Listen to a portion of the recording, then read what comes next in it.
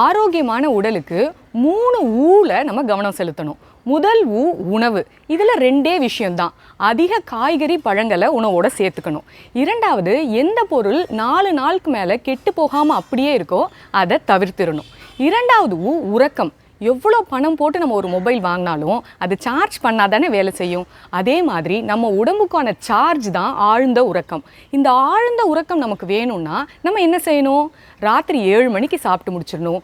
8 மணிக்கு மேலே TV, laptop, mobile இதெல்லாம் பயன்படுத்தக்கூடாது. 9 மணிக்கு தூங்க போயிடணும். அடுத்து 3வது உடற்பயிற்சி. எந்த ஒரு பொருளையுமே பயன்படுத்தாமல் வச்சுருந்தா அது வீணாக தானே போகும்.